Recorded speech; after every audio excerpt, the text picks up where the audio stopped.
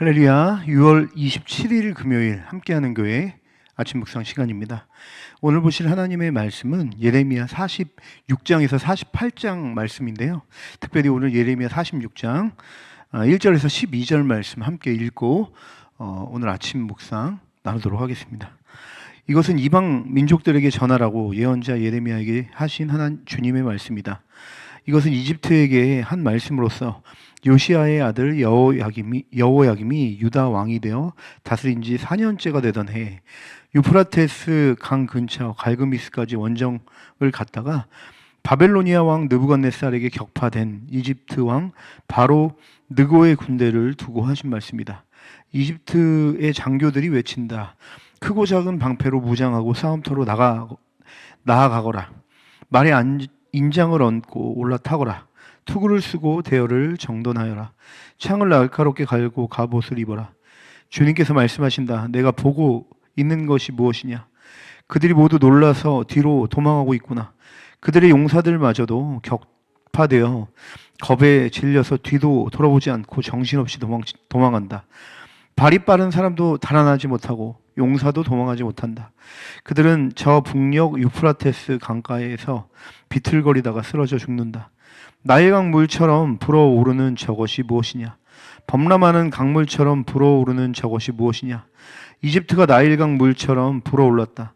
범람하는 강물처럼 불어올랐다. 이집트는 외쳤다. 내가 강물처럼 불어올라서 온 땅을 덮고 여러 성읍과 그 주민을 멸망시키겠다. 말들아 달려라. 병거들아 돌격하여라. 용사들아 진격하여라. 에티오피아의 군대와 리비아의 군대도 방패를 들고 진격하여라. 리디아의 군대도 활을 당기며 진격하여라. 오늘은 만군의 주 하나님께서 원수들에게 복수하시는 날이다. 오늘은 주님께서 원수를 갚으시는 날이다. 주님의 칼이 그들을 삼켜서 배부를 것이며 그들의 피로 흠뻑 젖을 것이다. 오늘은 만군의 주 하나님께서 북녘 땅 유프라테스 강가로 오셔서 희생제물을 잡으시는 날이다. 처녀딸 이집트야, 길르앗 산지로 올라가서 유향을 가져오너라. 내가 아무리 많은 약을 써 보아도 너에게 배기약이 무효다. 너의 병은 나을 병이 아니다. 이제는 너의 수치스러운 소문이 세계 만민에게 퍼졌고 너의 용사들마저 서로 부딪혀 함께 쓰러져 죽었으므로 너의 울부짖는 소리가 온 땅에 가득하다. 오늘 본문 예레미야 46장의 말씀은 이방 나라의 신탁에 대한 시작점이 되는 말씀이라고 볼 수 있겠습니다. 하나님의 다스리심이 이스라엘, 유다를 넘어서 온 열방에 있음을 알려주는 그런 본문이라고 할 수 있겠는데 그 첫 시작을 이집트라는 그 국가, 애굽이라는 그 국가를 하나님께서 어떻게 심판하시고 예언하시는가로 시작하는 것을 볼 수가 있습니다.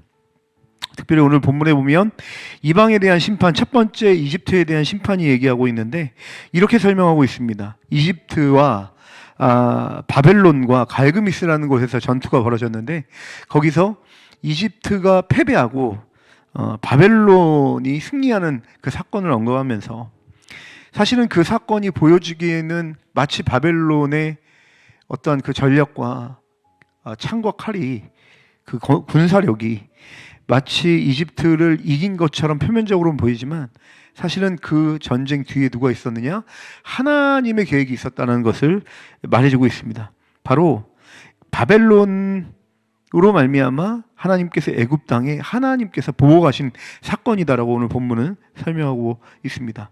이게 무슨 말일까요?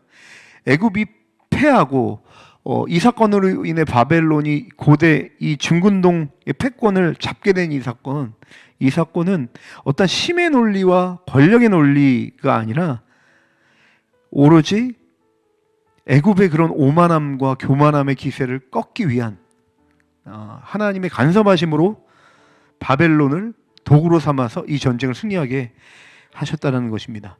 그러므로 오늘 본문의 말씀을 통해서 우리가 알 수 있는 것은 무엇이냐면 단순히 이스라엘만의 하나님이 아니라는 것을 기억하셔야 합니다. 사실은 이스라엘과 유다가 멸망하고 나서 이제는 문자에서 기록된 열방의 하나님이다, 온 열방을 다스리시는 하나님이다라는 이 단어의 그 개념을 이들이 실제로 주권을 빼앗기고 나서 이들이 온 오감으로 하나님의 주권을 알았다는 것을 기억하셔야 합니다. 그 전까지는 정말 몰랐습니다. 그래서 이들이 이것을 하나님을 개념 정도로 하나님이 열방을 다스리시는구나 하는 것을 개념 정도로 알았기 때문에 이들이 했던 행동은 무엇이냐면 때로는 힘이 없거나 능력이 없을 때 하나님께 찾아가는 것이 아니라 아수를 의지한다든지 애굽을 의지한다든지 바벨론을 의지한다든지 하는 그런 모습들을 보여주게 되는데요. 사실은 그 모든 열방 뒤에 누가 계셨느냐? 하나님이 계셨더라. 이들이 사실은 주권을 빼앗기고 나서 열방 가운데서도 이 열방을 다스리시고 일으키시는 이 모든 것을 주관하시는 분이 하나님이라는 것을 이들이 멸망하고 배웠죠. 오늘 예언의 말씀에서도 그 얘기를 하고 있는 것입니다. 온 열방의 판세를 재편하고 망하게도 하게 하시고 흥하게도 하시는 그분이 누구시냐? 그것이 힘을 가지고 있는 열강에 있는 것이 아니라 그 뒤에 하나님께서 다스리고 계신다라는 것을 이 이집트의 심판과 예언의 말씀을 통해서 하나님의 다스리심을 보여주고 있는 것임을 오늘 본문에 이야기해주고 있는 것입니다. 우리도 마찬가지죠. 하나님의 역사와 주권자로 우리가 이 열방을 다스리신 하나님을 신뢰하지 못할 때 나오는 행동이 무엇입니까? 교회에서는 우리가 신앙생활을 잘하는 것처럼 보이고 교회에서는 은혜를 누린 것처럼 보이지만 교회 바깥에만 나가서 직장생활을 하거나 우리의 삶의 영역에서는 마치 하나님이 무기력한 존재인 것처럼 주님을 신뢰하지 못하고 살아가는 모습을 볼 수 있다는 것이죠. 하나님을 신뢰하지 못할 때 나타나는 행동이 무엇입니까? 그건 하나님 말씀대로 하나님의 방법대로 하는 것이 아니라 내 방법, 그리고 세상에서 얘기하는 그런 관례, 세상에서 우리에게 얘기하는 그런 통념들, 이런 것들을 신뢰하면서 그냥 그렇게 물 흐르듯이 살아가는 모습을 볼 수 있는데, 그것이 하나님 말씀을 신뢰하지 못할 때, 하나님을 신뢰하지 못할 때 나오는 태도라는 사실입니다. 사랑하는 여러분, 오늘 본문은 이야기합니다. 온 열방을 다스리시는 하나님이라고. 그래서 당시에 힘이 있는 것 같은 고대 중근동의 그 패권자였던 이집트를 무너뜨리면서 그 뒤에 이 모든 전쟁의 판세에 누가 있느냐? 하나님이 있다는 것을 말씀을 통해 보여주면서 누구에게 얘기하고 있는 것입니까? 바로 이스라엘에게 얘기하고 있는 것이죠. 너희들이 의존해야 될 대상이 이집트가 아니다. 보여지는 힘 있는 강자가 아니다.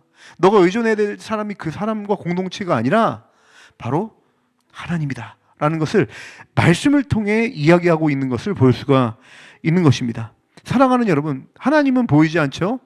그러나 온 열방을 다스리시는 분입니다. 세상에 살면서 우리는 세상에 수많은 메시지를 들을 수밖에 없어요. 우리는 연약해서 그런 메시지에 좌지우지 흔들릴 수밖에 없습니다. 어디로 가야 될지 모르죠. 그런 메시지를 들으면 마치 보여지는 현상과 상황이 정말 사실이고 진실인 것처럼 여겨지고 속을 때가 얼마나 많이 있는지 모르겠습니다. 그러나 말씀은 거기서 분별하게 만들죠. 말씀은 보이지 않지만 실제로 살아계신 하나님을 볼 수 있는 믿음의 눈을 우리 가운데 열어줍니다. 사랑하는 여러분, 오늘 말씀을 통해서 우리 가운데 다시 한번 믿음을 촉구합니다. 누구를 섬기고 또 이 세상에서 누구를 의지하며 누구만을 신뢰하며 살 것인가?